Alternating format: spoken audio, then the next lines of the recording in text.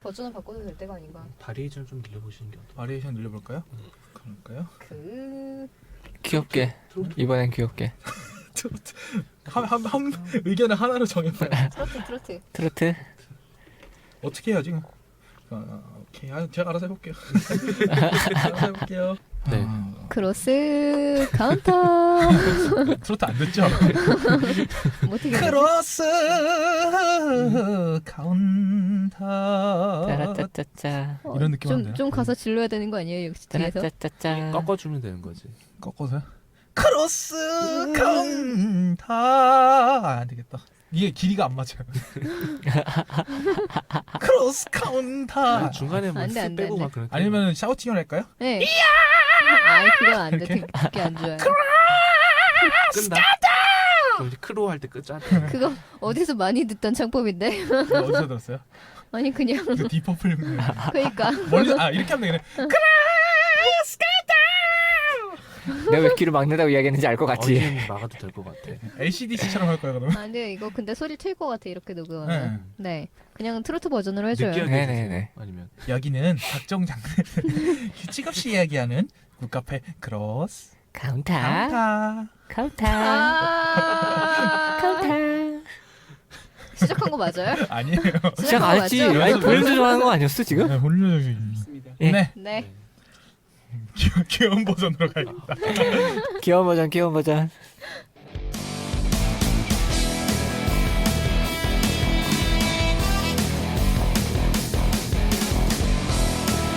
여기는 각종 장르에 대해 규칙 없이 이야기하는 굿카페 크로스 카운터. 귀여워. 아우. 저기 저번에 지상 씨가 너무 귀여워요라는 반응. 계속 그렇게 가볼까요? 이 아. 프로그램은 매번 주제를 정해 소설을 중심으로 깊이 있는 논의의 펀치가 교차하는 무규칙 2종 장르 대결 크로스 카운터입니다. 크로스 어. 카운터. 크로스 카운터는 2부 구성이고요. 1부에서는 주제와 관련된 작품을 소개하고 2부에서는 여러 방향에서 깊이 있고 예리한 해석을 가하는 시간을 가질 예정입니다. 내가 진짜 내 자신이 너무 싫어지네. 여성 청취자층이 좀 늘어나지 않을까? 이걸로요? 지상 씨의 귀여움에 아니. 못 넘어가서 이걸로요? 충분히 가능합니다. 지금 굉장히 후회하고 있다고요. 여튼 자, 다시 한번 자기소개 들어가겠습니다. 예. 열혈하게 예. 소설을 쓰고 번역을 하고 시급은 마이너스인 남자 손지상입니다. 오 시급 마이너스의 남자. 마이너스의 손. 마이너스의 손. 네. 제가 할까요? 네. 예, 저는 드디어 책이 나옵니다. 이거 방송 나올 때쯤이면은 다들 편집하시느라 제 편집자님들을 아주 채찍질하고 하고 있을 것 같은데 무한만용 가르바니온 김꽃비가 표진 소설의 작가 DCDC입니다. 김코피가 표진 쓰는 작가. 오늘은 내가 환호성을 해야지. 말하자면 도스토옙스키도 표지가 김꽃비는 아니었죠. 네 넘어가고요. 네. 다음은 네. 저는 저기 여자 목소리를 담당하고 있는 완선입니다. 갑자기 고운 목소리 내지 마요. 어색해. 아니 저기가 네. 네. 적응이 안 돼 자기도. 끝난 거예요? 네. 저기 영업이랑 홍보도 담당하고 있고요. 저기 그 책 나오면 열심히 그러니까 가르바니온 책 나오면 열심히 홍보할 예정이에요. 저기 그거 말고도 이런저런 홍보를 하고 있는데 이거 아마 9월 언제지? 9월 중순 이후쯤에 나가겠죠? 저기 그렇죠. 네. 10월 초에 목소리 바뀐다. 10월 초에 10월 4, 5, 6일 네 와우북합니다. 와우북 페스티벌. 네. 와우. 와우. 네 여러분 다들 아시다시피 책을 싸게 살 수 있는 기회가 아니겠습니까? 와우. 와우. 네 책 팝니다. 네. 책 좋은 책 많이 팝니다. 놀러 오세요. 어디 부스냐? 개인적으로 아니 근데 이건 이야기해야죠. 저도 부스 위치를 몰라서. 상상마당 앞에 아니었나? 네 상상마당 앞에요. 네. 네. 적당히 찾아봐 주시면 되겠습니다. 그리고 다음은 스페셜 울트라 게스트. 그러지 좀 마요 진짜. 자기 소개하시죠. 네, 안녕하세요. 저는 지금 여기 왜 끌려왔는지 잘 모르겠는데 그냥 이따 저녁 약속이 약속 시간이 있어가지고 맞아서. 예, 왔는데 약속이 안 깨졌어. 쳐도. 이제 집에 가야 돼. 이거 끝나고 이거 하려고 네. 나왔어. 네. 약속이 깨졌어요. 네. 게스트 네. 네. 게스트입니다. 게스트 파일럿이라고나 할까? 네. 파일럿 게스트. 파일럿 게스트. 파일럿 게스트. 네. 저희 다음에는 이제 게스트를 이제 불러볼게요. 네. 네. 말하는 게스트를 불러볼게요. 욕만이라 하고요. 예. 네. 지금 여기 계신 분들이 다 진짜 덕력이 장난이 아니시라서 네, 막 그러면 귀에서 눌려요. 평소 청취자로서 이제 현장에 나와 있으니까 어떤가요? 일단은 역시 손신ang 씨가 귀엽네요. 귀엽죠? 좋습니다. 저희 마스코트입니다. 뭘 좀 아시네. 진짜 여기서 제일 위험한 사람이라는 걸 파악하셨군요. 귀여움. 여러분 여기 게스트 신청 받아도 되게 재밌을 것 같아요. 네. 네. 네, 게스트 신청. 손신ang 씨가 있습니다. 아, 네. 구경 오세요. 네. 손지상 동물원인가요? 박람회 이런 거. 동물원인가요? 네, 오셔서 구경만 해도 좋습니다. 네, 재밌어요. 그럼 이번에 근데 오실 때 2부. 피자를 사들고 오시잖아요. 안 들여보내십니다. 자, 네. 2부의 메뉴 들어가겠습니다. 유령을 부르는 방법입니다. 후! 우리 이거 사실은 남양 특집으로 정한 거였는데 아, 그럴까요? 다 되게 귀엽고 발랄하게 하고 있네. 그냥 이게 은근히 유령을 부르는 방법. 네, 저기 일단, 그 전에, 우리 네. 저희 1부에서, 네. 이 얘기는 이제 2부에서 자세히 하겠다고 했던 얘기들을 좀 하고 넘어가야 될 것 그렇죠. 같아요. 네. 네, 그러니까 저희가 원래 고딕 소설 이야기로 시작해서, 그 다음에 고전 추리 소설로 갔었는데, 네, 그게 이제, 뭐랄까, 서양에서 말하는 유령이라는 말 자체가, 그렇죠. 라고 사기를 쳐도 되나? 음. 네. 여튼 유령의 원조라고 할 수 있는 게 그 고딕 소설이라고 볼 수 있을 그렇죠. 것 같아요. 그 소설화된 형태로 나타난 건 최초로 볼 수 있으니까요. 네. 그래서 에드거 앨런 포나 그런 그렇죠. 이제 19세기 말 20세기 초 그때 많이 나왔죠. 그 이전에 이제 그 낭만주의에서 이제 특히 독일에 그런 E.T.A. 호프만 같은 사람들도 쭉 있곤 했었는데 일단 유령이 뭐냐라는 말에 간단하게 얘기를 하자면 잠깐만. 근데 네. 에드거 앨런 포는 고딕 소설은 아니고 아니죠. 네. 영향을 받은 네, 건데. 그런 사람이 있었던 그 시기에 네네. 네. 일단 유령이 뭔지부터 얘기를 하자면 유령은 원래는 이제 죽은 자의 영이 그 원한을 갖고 이제 성불하지 못한다는 표현을 하자면 다른 표현을 하자면 이제 천국으로 가지 못한 혹은 지옥으로 떨어지지 못한 채 이 배회하고 있는 혼을 말하는데 뭐라고 해야 될까요? 일단 기본적으로 미련이 남아서 못 가는 거라고. 스토리가 있는. 네, 스토리가 음. 있는 각자의 배경 스토리가 있는 그렇기 때문에 문학적으로 사용하기도 좋은. 네, 그래서 영매 그렇죠. 탐정 네, 네. 그 원혼을 풀어주는 그런 게 묶이는 거고요. 이게 원래 이제 고딕적인 이야기로 시작을 하자면, 그러니까 좀 이렇게 그 나라의 발전상에 따라서 과거에 있었던 민담이나 민화가 억압되면서부터 서브컬처라든가 개인의 그런 무의식에서 나타나는 경향이 있다는 그런 게 꽤 있어요. 그거를 되게 신비주의적으로 오컬트적으로 얘기했던 건 융이라고 할 수 있는데 일단 간단하게 말하자면 나라가 되게 전체적으로 유럽이 그 발전하기 시작하면서 기존에 있던 문화들을 억압하니까 그것이 유령 이야기라고 하는 괴담의 형태로 나타나기 시작한 거죠. 그런데 이제 상대적으로 발달이 더 늦었던 반대로 갑자기 발달하게 된 미국의 경우에는 그것이 완전히 배제되거나 혹은 추리소설의 형태로 그 이성으로 소화되지 않은 채로 유령 이야기로 남아버렸어요. 그래서 지금도 미국의 그런 유령 이야기가 남부 지역에 많은 이유도 남부 특유의 그런 문화가 있었던 건데 그걸 이제 남부 고딕이라고 서든 고딕이라고 보통 얘기를 합니다. 그 대표적인 작가가 로버트 하워드. 제가 너무나도 좋아하는 작가인데 야만인 코난의 작가이고 네. 그거 말고도 블랙 벌미어라든가 너무 얘기하면 하여튼 그 작가가 있었는데 이분이 바로 그 남부 고딕의 전형적인 작가예요. 남부 고딕이 간단히 말씀드리면 이런 거예요. 남부라는 지역 자체가 굉장히 오래되고 역사 전통이 있고 그리고 황야라든가 광야 거친 산이 있기 때문에 자연이 너무나도 강해서 사람을 압도하는 지역이에요. 그러다 보니까 인간은 왜소하고 자연은 강대하다. 역사가 깊다. 그리고 미신이 많다. 게다가 이제 흑인 노예들 통해서 들어온 그런 이단적인 주술의 문화 같은 것도 남아있고 해서 부두교라든가 부두교라든가 그런 느낌. 뉴올리언스의 마녀라든가 뭐 그런 이미지가 있다 그래서 보니까. 이거는 그러니까 고딕 소설이라고 했을 때 흔히 떠올리는 뭐 대저택 음습한 뭐 그런 거랑은 좀 사실 차이가 있어요. 네, 좀 다르죠. 남부 고딕의 경우는 인간이 기괴하거나 그 지역에 있는 무슨 전설이 얽혀있거나 하는 게 보통인데 예를 들어서 플래너리 오커너 같은 작가들은 인물들이 기괴해요. 다 기괴하다는 게 어떤 의미로 기괴하냐, 뭐 이렇게 살이 썩어 문들어 들어가는 사람이 나온다거나. 그런데 어디까지나 기독교적인 세계관을 바탕으로 하고 있다는 것. 남부 고딕 자체가 특징을 가지고 있는데 굳이 얘기하자면 이제 그로테스크 리얼리즘이라고 그러죠. 음. 아주 그로테스크한 인물이나 상황을 이용해서 인간의 내부를 보여준다라는 그런 거와 맞닿아 있는데 그 오코너 얘기가 나왔는데 오코너 작품은 뭐가 있나요? 제가 갑자기 생각 아, 그래요? 그 번역된 게 아마 제 기억으로 없을 거예요. 아, 한 그랬던가요? 개인가밖에 없을 거예요. 단편집 하나밖에. 이분 자체가 심한 등창을 앓고 일찍 죽었어요. 그래서 자기 몸에 고통을 받으면서 지냈던 분이라서 아. 기독교적인 구원의 의미로서 아마 결혼도 못하고 평생 고통받으면서 다락방에서 살면서 글 쓰다가 돌아가셨을 거예요. 제 기억으로는.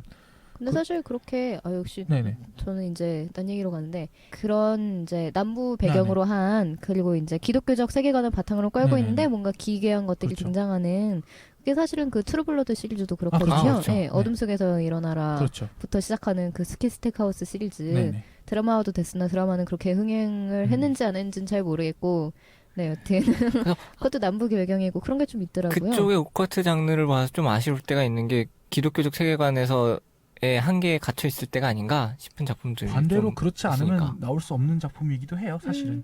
그렇게 볼 네. 수도 있는데. 그 좀 덜 그런 것들이 이제 예를 들면은 윌리엄 포크너 사람들이 흔히 말하는 그 해밍웨이와 함께 짝 먹었다던 그분 작품도 전형적인 남부고딕적인 색채를 그러니까 숙명론적이라는 것과 자연이 워낙 강하다 보니까 인간이 어쩔 수 없어라고 하는 이런 숙명론적인 태도가 항상 들어있는데 그럼에도 불구하고 영웅적인 강한 인간이 그걸 다 극복해낼 수 있다라고 하는 이제 그것이 결합되어 있는 사고 방식이에요. 그러다 보니까 이 도시에서 자란 샌님인 그 친구 필립 러브크래프트는 거대한 자연에 짓눌린 나는 18세기 그렇죠. 사람이다라는 그런 식의 편지에 많이 썼대요. 나는 18세기 음. 교양인이다. 과거에. 네, 굉장히 인종차별주의적이고 그런 사람이었는데 로버트 하워드는 사실은 원래 되게 제가 로버트 하워드를 좋아하는 이유는 저랑 겹치기 때문이에요. 원래 되게 몸이 약하고 작은 아이였는데 이걸 네. 극복하기 위해서 웨이트 트레이닝을 해서 몸이 거대해지고 아. 복싱을 하게 되고 이런 아이였다는데 저랑도 겹치는 면이 있어서 좋아하는데 이 사람은 전통적인 그리고 역사 깊은 역사 속에 있던 영웅들의 이야기를 주로 다뤘어요. 그러니까 둘이 굉장히 어떻게 보면 차이가 있는데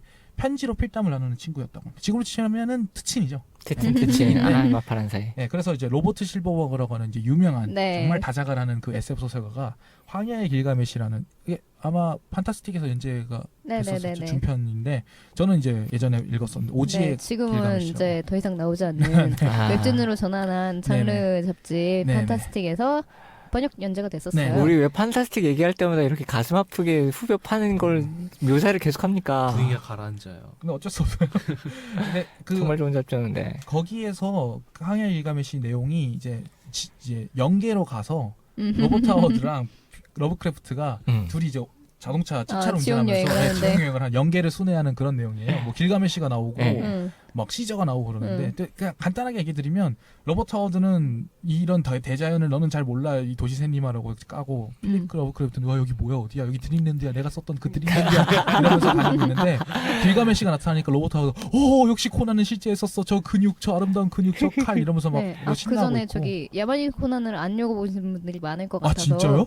네. 그러지 마요. 아 진짜요? 아까 정식 번역 출간이 얼마 전에 되긴 했는데 얼마 전까지는 꽤 아니고 됐어요. 여튼 네네. 네 되긴 했는데 완역됐죠. 일단은 분위기 자체가 좀 이제 네. 옛날 아. 필이죠. 일단 제가 추천드리는 거는 영화 80년대 84년에 나온 영화 야만인 코난이 있어요. 코난 더 바바리안. 아놀드 아놀드 슈와제네거. 아놀드 슈바르젠거가 네, 주연한 제가 굉장히 좋아하는 배우인데 영화도 저 한 20번 봤습니다.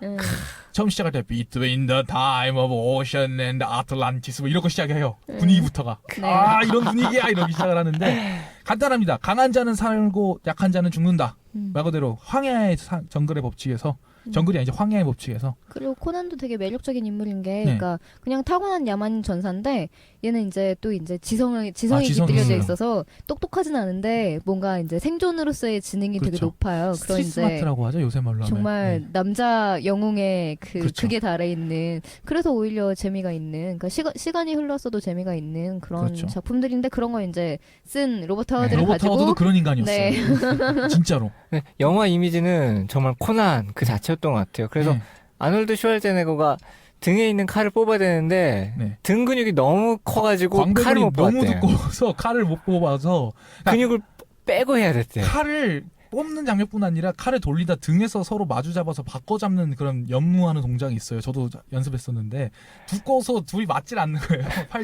팔이 뒤에서 잡히지 않는 거예요. 진짜 코난인 거지. 네. 진짜 코난인 거죠. 슈왈제네거는. 아놀드 슈왈제네거 특히나 아직까지 그때가 발음이라든가 이런 게 영어 발음이 완벽하지 않던 시절이었기 때문에 대사량이 되게 적어요. 실제 저희 코난도 아버님 많이 적고. 같은. 그러다 네, 보니까. 저기 넘어가고 저기 예. 네네네. 로버트 실버버그가 로버트 하워드랑 그 필립 러브크래프트 가지고 쓴 네. 네네. 그런 팬픽 팬픽이죠, 팬픽. 팬픽. 작가 존재님들 팬픽. 가지고 쓴 네. 팬픽. 그 네. 일단 굉장히 재밌다는 걸 말씀을 드리고 네, 황야의 네, 길가메시고요. 황야의 길가메시. 네, 꼭 찾아보시라는 건 아니고 네. 그냥 저기 이런 것도 있다고. 네, 남부 고딕 얘기에다가 네네네. 넘어가고요. 네. 다시 한번 정리를 드리자면 아니 정리했어요. 넘어가죠. 더 크게 정리를 하자면 고딕이라는 걸 전체를 정리하고 싶어서 그런 네. 건데 고딕이라는 것 자체는 이해할 수 없는 거대한 자연을 인간이 맞닥뜨렸을 때 느끼는 왜소감과 경외감이 중심이 되고 거꾸로 그렇기 때문에 그 모든 걸 해낼 수 있는 영웅, 양만적인 영웅, 이상적인 영웅, 즉 그 자연을 의인화한 듯한 영웅을 중심으로 하고 있고 독일에선 역사가 있는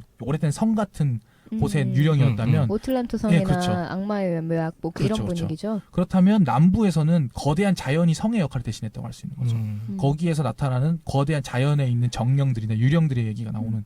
그리고 미국은 그런 성이 없고 그냥 정말로 그런 자연만 그쵸, 있었을 그쵸. 테니까. 그래서 네, 여러분 이렇게 이제 남부 고딕이라는 말을 배우셨습니다. 오늘 한마디. 이게 굉장히 네. 참 우리나라에서는 안 먹히는 장르긴 해요. 그래서 저기 이제 고딕 소설에서 어떻게 추리 소설로 넘어가는가라는 네. 이제 주제를 네. 이야기하고 있었고요. 근데 네. 정말 이야기 다 들어오면 코난 도일이 왜 강령술에 빠졌는가가 정말 일목요연하게 네, 보이지 않나 네, 싶어요. 그게 정말로 하나의 흐름이 일관된 흐름이기까지 하잖아요. 그렇죠. 그 이해할 수 없는 자연이었던 것을 이해할 수 있는 과학의 힘을 맹신한 나머지 셜록 기존- 홈즈가 딱 그렇죠. 그런 인물이었고. 기존에 있던 연계라든가 이런 초자연적인 나쁘게 얘기하면 망상의 세계까지도 미신. 과학으로 다 설명할 수 있다라고 생각을 했던 네. 거죠. 그러니까 존재가 한다라고 전제를 해버린 거죠. 기본적으로.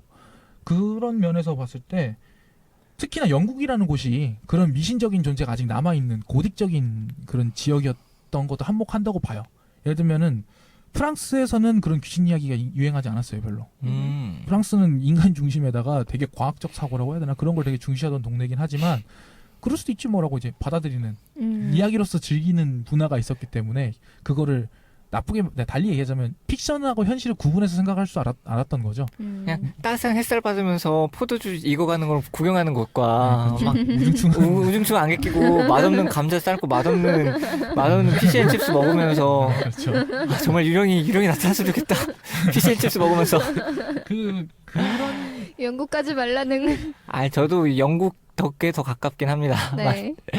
그렇게 아까 말씀드렸듯이 이해할 수 없는 자연을 이해할 수 있는 초인인의 등장이 그렇죠. 추리 소설이고 곧 또 그런 고딕 소설의 그런 영웅들이었고 혹은 모험 소설의 주인공들이었는데 근대인이죠 말 그대로 그렇죠. 인성을 가지고 있는 근대인이었는데 존 딕슨 카라고 하는 작가가 있어요. 이분 사실 여러분들 다 영국 작가인 줄 아는데 사실은 미국인입니다. 미국인인데 영국에서 오래 살고 영국 덕후여서 저는 미국인 같은데. 네. 아이씨 로알드 달이 다시 한번 떠오르는데. 딕슨 카 같은 경우에는 네. 그 필명도 많았어요. 존 딕슨 카, 네. 뭐 카터 딕슨, 뭐 딕슨 카, 카 딕슨 뭐 엄청 많이 썼는데 이 양반은 기본적으로 역사 덕후예요. 예, 역사 소설 뭐 목 자르는 대장인가 하는 뭐 그런 역사 소설을 썼고 유명한 이분이 강령술, 오컬트, 마녀 이런 걸 역사적인 거를 좋아했기 때문에 항상 배경에 그런 게 나와요. 예를 들면 방코랑이 나오는 그 뭐였더라 제목은 갑자기 생각이 안 나는데 동서추리문고에 나왔던 방코랑 주인공으로 나오는 그런 작품도 있고 성이 나오는 배경으로 주로 이제 오컬트적으로 있을 수 없는 사건이 벌어지면 탐정이 그거를 이성의 힘으로 트릭이 이러이러하다라고 설명하는 뭐 중간에 전혀 안 그랬던 화영법정이었나요? 그런 거 같은 거는 세계관이었나요? 뭐 그런 것도 있지만 화양법정이요. 예, 예. 네. 그런 식으로 이분은 이제 기본적으로 당시 유행하던 마술이라든가 강령술이라든가 이런 거를 적극적으로 받아들였던 일종의 게임으로서 받아들였던 분인데 네. 여기서도 알 수 있듯이 당시 지식인들의 취미였어요. 오컬트라는 게. 사실은 여기서 잘못돼 가서 이제 나치가 오컬티즘에 엮여 들어가는 것도 사실은 그 맥락인데 이때 한창 티벳에 뭐 등반을 하러 가고 뭐 이러던 시절이에요. 이 시절에 막판에 인간이 이제 알레이스터 크롤리 같은 사람이 실제로 이제 히말라야 등반했던 이유도 인도에 갔던 이유도 뭐 자아찾기 하는 거 그런 것처럼 네. 지금하고 비슷한 거죠. 그래서 그런 네, 맥락 알레스타 크롤리는 네. 유명한 현대의 연금술사고요. 네. 아니 근데 근데 마지막 큰 연금술사고요. 마법사라고 할 수 있죠. 저는 저 그분의 저서를 인터넷에 공짜로 구할 수가 있거든요. 그분 건 다 프리로 풀려 있으니까. 그래서 그분이 쓴 소설 문차일드라든가 뭐 추리소설 썼어요 실제로. 굉장히 재미있는 그런 것들을 주로 읽었었는데 뭐 그거에 대한 얘기는 차후에 하도록 이따 하고요. 나오니까. 근데 티백 하는 건 정말 유행이긴 유행이었던 것 같은 게 생각해보면은 셜록 홈즈도 라이언 바흐 폭포에서 떨어진 다음에 갔던 곳이 티벳이었거든요. 그때 네. 한창 가장 신비로운 지역이었으니까 지금도 마찬가지지만. 그 90년대, 2000년대 한국에서 인도 가는 거랑 비슷한 아 거예요. 똑같아요. 자판기 있어가지고 거의 동전놓고 이렇게 딱 내리면 자판기에서 이렇게 자가 딱 이렇게 떨어져서 나온다고. 자아가 그 시절에 갔던 영국인들이 굉장히 많이 이제 자아 찾으러 간다 인도 갔던 시절에 그 유행했기 때문에 뭐 비베카난다라든지 라마크리슈나라는 종교가들이 이렇게 알려지게 된 면도 있어요 사실은. 그런 맥락에서 봤을 때 그러니까 다 뒤섞인 거죠. 그런 신비한 걸 보고 싶어하는 근대인의 그 욕망이라고 해야 되나 그 그림자를 대변하고 있었다고 할 수 있던 거죠. 그리고 그런 문화가 있으니까 대중 소설에서 그걸 당연히 다루는 것이고 네.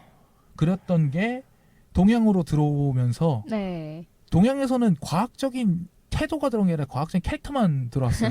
네, 과학이 발달한 게 아니라 그건 진짜 그 과학적인 이성을 가지고 있는 인물이 연계를 보는 그 시선으로 네. 서구의 과학의 세계가 그런 연계와 같은 걸로 보였던 거죠. 네네. 그러니까 그런 걸 바라보는 초인의 캐릭터가 들어오면서 기존에 있던 자기네 세상을 그 캐릭터를 통해 바라봤을 때 가장 적합한 캐릭터가 로컬라이즈된 캐릭터는 영매였던 거죠. 그렇죠. 영매 탐정 같은 느낌으로. 그러니까 본다라는 것이 되게 중요한데 그렇죠. 본다에서 셜록 홈즈처럼 이렇게 단서를 찾아낸다가 아니라 유령을 본다. 그렇죠. 남들이 보지 못하는 걸 보는 게 영적인 특수 능력으로서 발현되는 거죠. 근데 사실 구조적으로는 같은- 그 민담이나 그런 거 보면은 그러니까 유령을 봐야지 뭔가 사건 해결을 한달까. 그렇죠. 아니, 그러니까 사건이 있다는 걸 알게 뭔진 되고. 모르는데 알고 예. 있잖아. 그냥 가만히 이렇게 딱 기인이 있다가 아 이거 우리 딸이 좋아하는데 어떻게 하면 아 그래 그러면 그 감나무 밑을 봐봐 이러면 뭐 구렁이 있고 뭔가 죽었고. 그 결국에 같은 펫 구조예요. 그 탐정이 다른 일반인은 보지 못하는 단서를 네. 본다는 것과 일반인이 보이지 않는 무언가를 본다는 건 결국에 같은 구조인데 이렇게 이성이 근거냐 그렇죠. 아니면은 그 특수한 그 네. 영능력, 이능이 근거냐라는 차이를 볼 수 있는 건데. 아, 그래서 이거는 저기가 그 어디까지나 근대 이후의 이야기고요. 그렇죠. 네. 근데 이전에서는 누가 영을 보는 능력자가 중요한 게 아니라 영혼을 가진 영혼이 캐릭터화돼서 찾아오죠. 장하온령 같은 거 봐도 왜 원님한테 찾아오잖아요. 그 영혼이. 장홍련? 장홍련도 그렇지 않아요? 네, 사또 사또 계속 죽어나가서 아, 예, 맞다. 네. 그렇죠. 콩쥐파츠도 콩쥐 그렇죠. 죽어서 예, 나타나고. 네, 뭐 저기 아니면 그러니까 이런 식으로 찾아오진 않지만 금오시나도 이제 그렇죠. 유령 얘기고. 예. 네. 그 판타지네요. 네. 네. 저포 만복기였나 뭐 그런 게 기억이 만복사 나네요. 자폭이. 아 만복사 저포기. 네. 잘했어요. 와 로알드 다 이제 땡하면 아, 되겠다. 나 이제 이거 땡해주는 거야? 이거 이거 통치 이거 통 네, 그거는 어떤 이야기냐면요. 그 윷놀이하고 비슷한 그 윷을 이용해서 예. 노총각이 부처님하고 내기를 해요. 나 여자친구도 없이 이렇게 하는데 여자친구 좀 내려주쇼. 그래가지고 내가 이기면 윷놀이에서 내가 이기면 여자친구 줘야 돼요 하고 혼자서 하고 있는데 하필 뒤에서 이제 유령이었나요? 그 듣고 있었더라. 그래서 찾아갔더라. 뭐 그런 예. 여자 유령이. 현대판으로 바꾸자면은 트위터를 하면서 왜 나는 여자친구가 없는 거여서 2D 화면에 띄워놓고 이제 게임 회사와 함께 그 주사위를 굴려서 내가 이겼으니까 현실화 시켜줘라고 그랬더니 러브 플러스가 나왔더라. 아름다운 이야기다.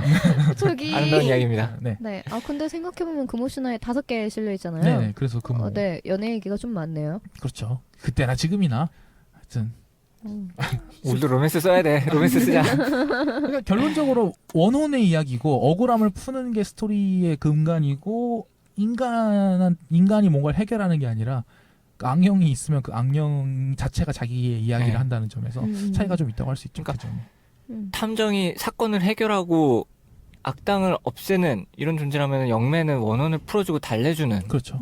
초혼의 역할을 하는 거니까. 아, 그리고 이게 그러니까 기독교 전통이냐 아니냐 역할도 좀 있는, 그러니까 영향도 네. 좀 있는 것 같은데, 그러니까 기본적으로 기독교 전통에서는 그러니까 유령이면 이퀄 이제 신의 성에서 벗어난 것 이퀄 악마, 악령 이런 거잖아요. 네. 근데 이제 뭐 동양 계통에서는 유령이 나타났다, 그럼 이제 뭔가 그 억울한 사연을 풀어준다.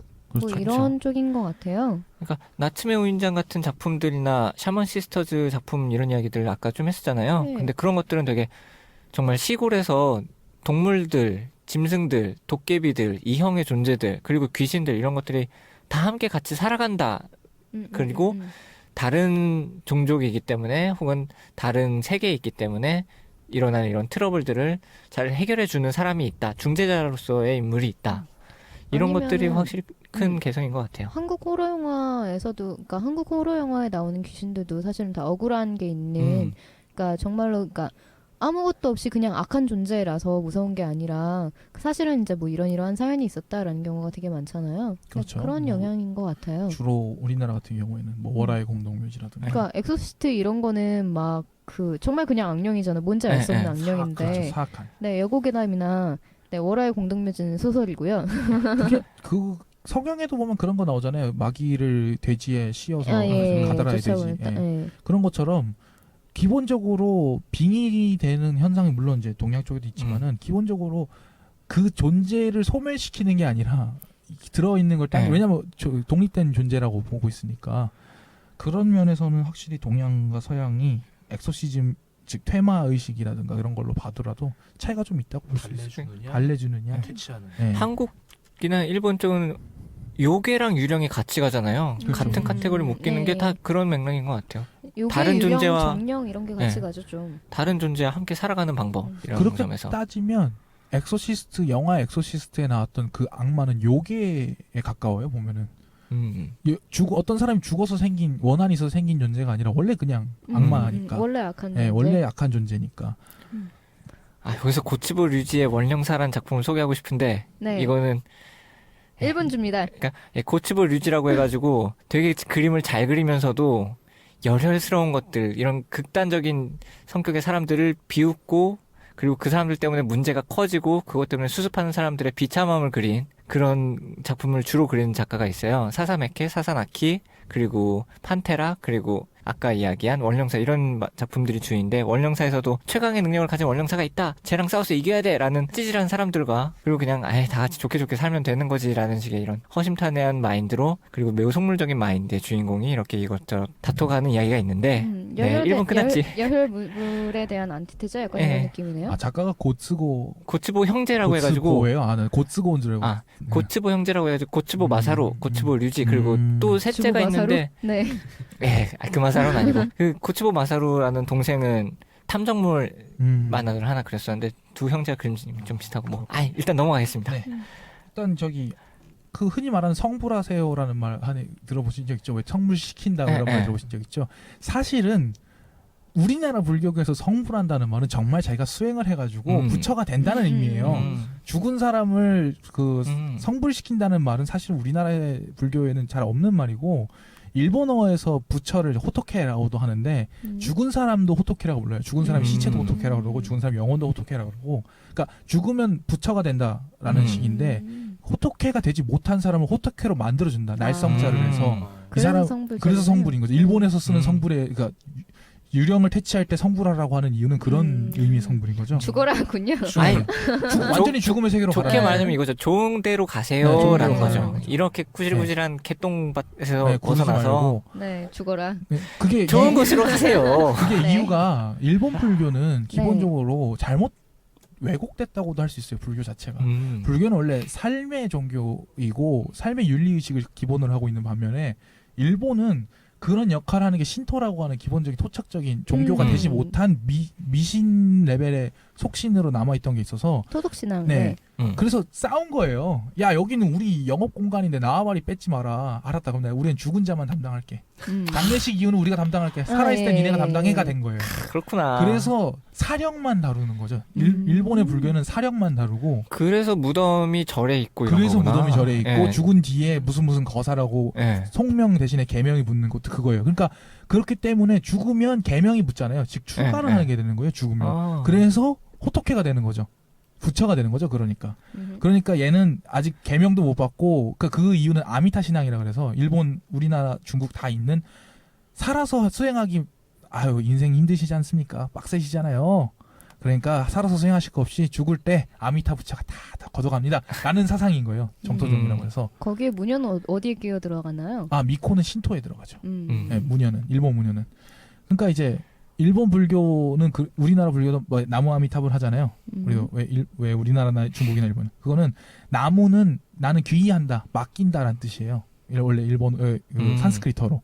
그러니까 나무 아미타불 그러면 아미타불 부처님 나 죽을 때 잘 좀 봐줘요라고 미리미리 저기 주문을 구두 계약을 하는 거예요. 그렇구나. 관세음보살도 마찬가지고 그런 건데 일본은 그게 강해서 그런 신앙이 정토진종이라고 해서 강해서 죽은 자가 부처가 되는 건데 못 됐으니까 그래서 스님들이 퇴마를 하는 거예요. 그래서 일본을 보면 공자강 같은 거 보면은 밀법승들이 왜 퇴마를 하냐? 우리나라에서 사실 스님들이 퇴마하는 거 이상하잖아요. 무당들이 하는 거잖아요. 우리나라 특히 선종이니까 살아있는 사람이 절에 가서 스님 제가 어떻게 될지 모르겠습니다라고 상담하는 게 많지.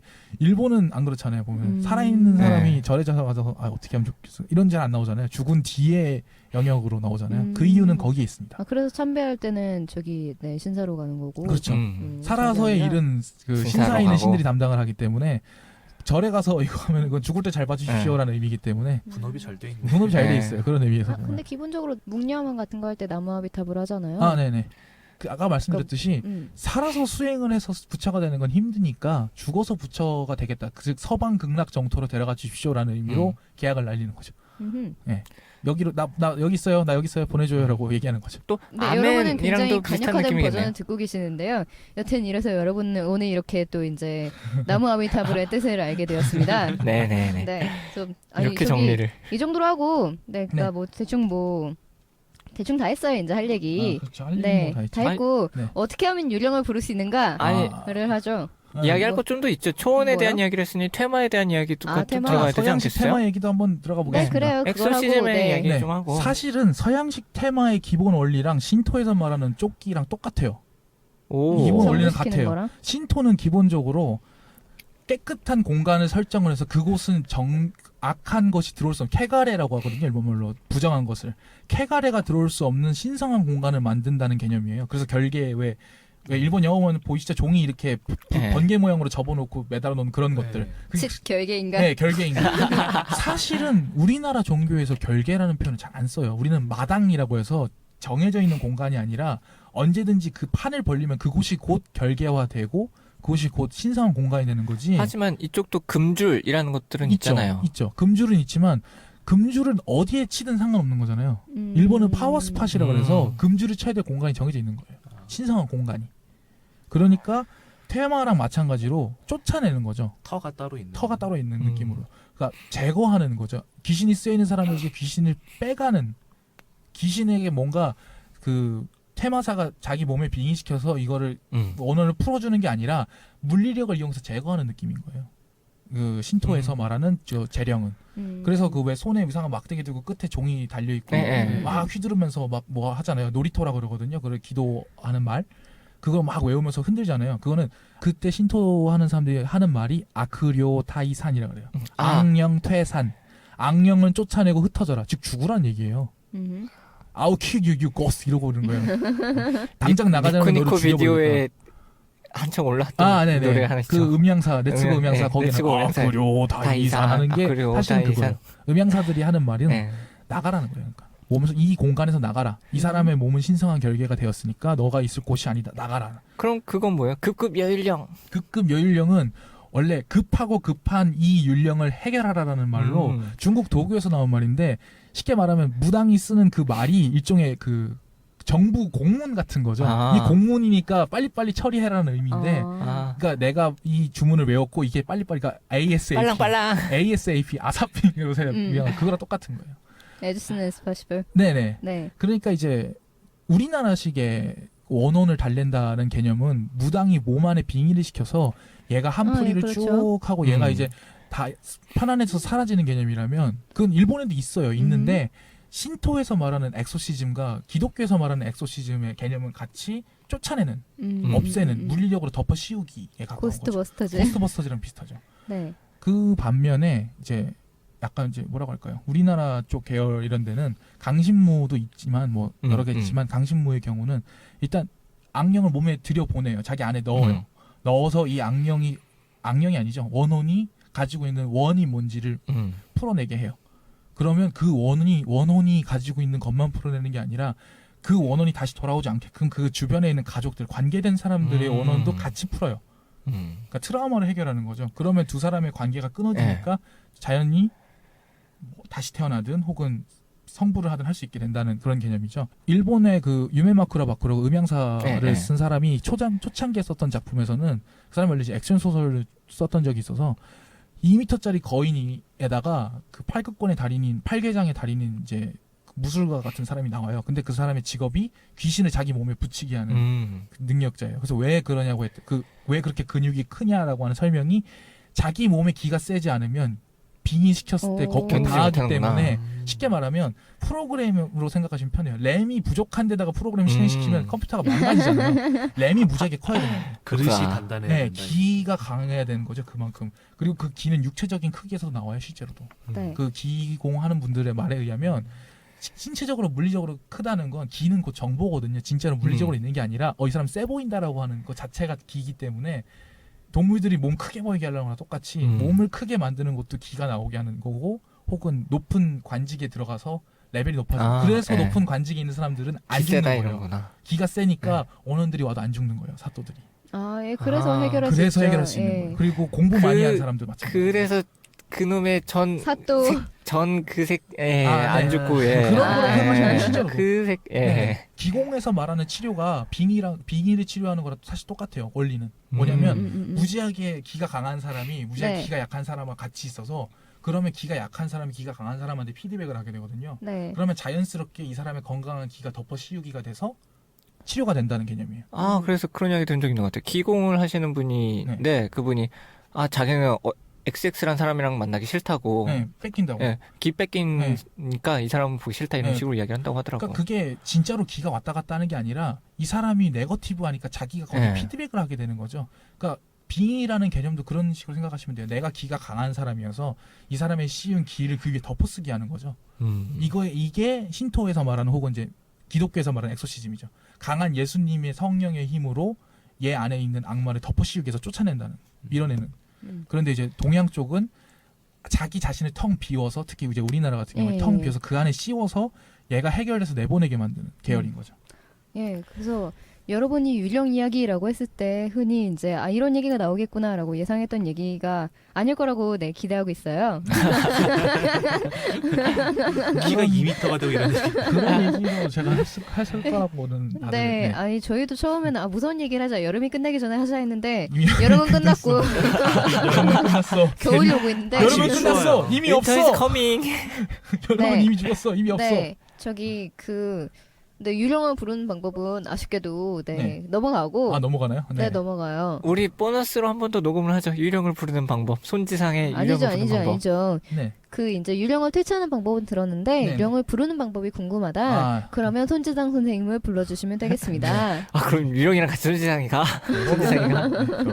그러면 저기 이게 네. 라디오로는 안 돼요. 왜냐면 손동작이나 그런 게 안 네네. 나오거든. 아이, 그렇죠. 네, 그렇구나. 우리 라디오에서 한번 하면 좋을 것 같긴 한데. 네, 저희 흥하면 공개 방송 이런 거라도 할 테니까 네.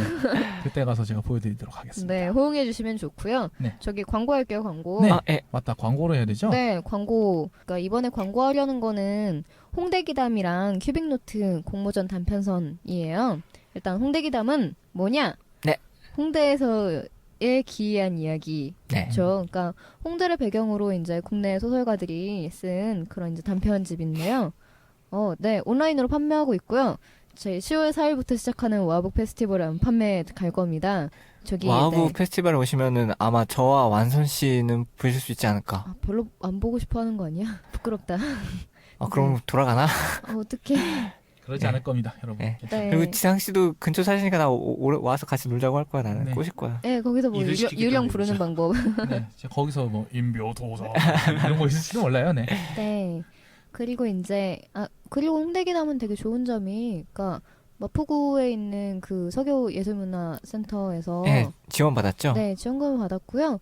그만큼 되게 잘 만들어진 네. 책이에요. 그러니까 그 단편들도 굉장히 좋고, 네, 나머지는 책을 보시면서 하시면 좋겠고, 괴담 이야기한 상황에서 기담 이야기하니까 더 좋네요. 네, 고양이도 많이 나오고요. 네. 네, 언니들도 막 나오고요. 네. 근데 뭐 어떻게 그리고 마늘 씨가 좋아하는 충분하지 포인트를 않나요? 알겠다. 언니, 고양이. 네. 그리고 홍대가 배경인데 원래는 그러니까 리치몬드 제과점이 사라졌을 때 홍대에서 그렇게 이제 그 네. 장소들이 사라져 가잖아요. 그러니까 공간들이 사라져 가잖아요. 그리고 그 자리를 이제 자본이 대신하고 그 사이의 이야기랄까? 아니면 혹은 네. 이제 없어진 공간들에 대한 추억이랄까? 뭐 그런 것들이 많이 담겨 있어요. 그래서 네, 홍대에서 이거를 판다는 건 굉장히 의미가 있지 않나라는 생각도 네. 드는데 네, 여튼 이 정도로 하고요. 그럼 이제 그다음에- 큐빅노트 홍보하셔야죠. 네, 큐빅노트는 왜 같이 묶어서 홍보를 하냐면 같은 데서 나왔기 네, 때문인데요. 발행처가 같아요. 네, 네. 발행처가 같은데요. 큐빅노트는 이제 온라인으로 소셜 펀딩을 했던 이제 프로젝트인데 저도 2만 원 넣었습니다. 네, 그러니까 여러분 단편은 굉장히 이제 살리기가 힘들잖아요. 장편은 어떻게 책이라도 출간이 좀 되는데 그렇죠. 단편집은 사실 좀 이제 많이 꺼리죠. 사실은 단편이 굉장히 중요하고, 그러니까 장기적으로 봤을 땐 단편들이 많이 창작이 되는 게 굉장히 중요하고, 또 재밌는 단편들이 굉장히 많은데, 자, 단편 공모전을 하자. 그래서 단편 공모전을 이제 소셜 펀딩과 같이 엮어서 했었고, 이제 어쨌거나 이제 이 당선작이 나왔어요. 공모작이, 그러니까 반올림에서 200편, 그러니까 10회짜리 반올림에서 200편 정도 야. 됐었는데, 그렇게 걸러내니까 뭐 어떻게 장르나 주제별로 가른 게 아닌데도 뭐 200편 중에 이게 10편 뽑혔거든요. 200편 중에 뽑힌 건 아니지만 네, 반올림에서 나머지 190편 중에 한 편이 제 편입니다. 네. 근데 그 정도 되니까 확실히 재밌는 것들이 많이 있어요.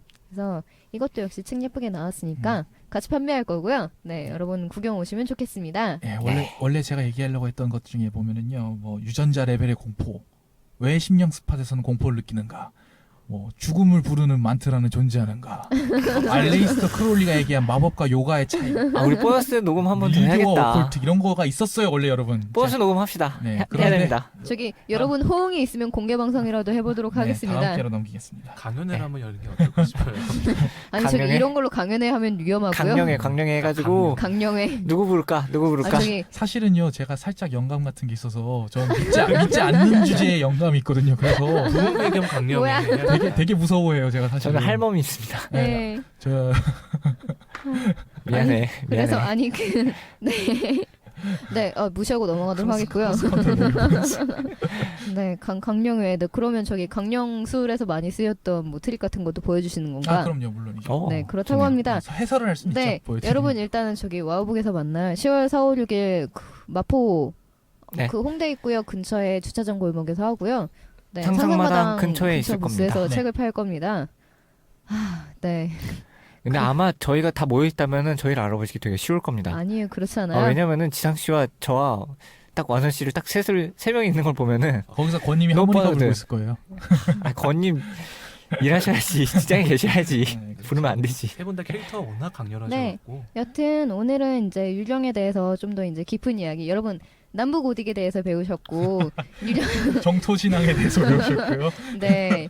그 불교 테마에 대해서 배웠고 그러니까 국가별 불교의 차이에 대해서도 배우셨고 아 네. 티베르교를 얘기 못했네요. 아, 네. 아쉽습니다. 아쉽습니다. 역시 보너스 해야 되겠다. 네. 여러분의 교양을 높여드리고 있는 크로스 카운터입니다. 오늘 교양? 방송 이 정도로 마치겠고요. 저기 언제나 그렇지만 반응을 해주시면 진행자들이 좋아합니다. 피드백 댓글, 저희 일부 화이팅. 들으셨잖아요. 네, 피드백 열심히 보고 있고요. 반영도 할 거고요. 네. 좋은 네. 피드백을 주시면 이제 읽어드리고 좋아하고 답변도 해드려요. 그럼요.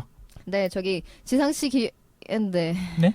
아니요, 지상씨 귀여워라든가 네. 네네. 그런 거 하면은 네, 좋아합니다. 네, 좋아해요. 우리 네. 은근슬쩍 잘자 뿡뿡 그 명대사 뿡뿡 안 하고 넘어갔네. 아싸. 명사 뿡뿡 제가 마지막 대사를 하죠. 뭐 아유샤야 가는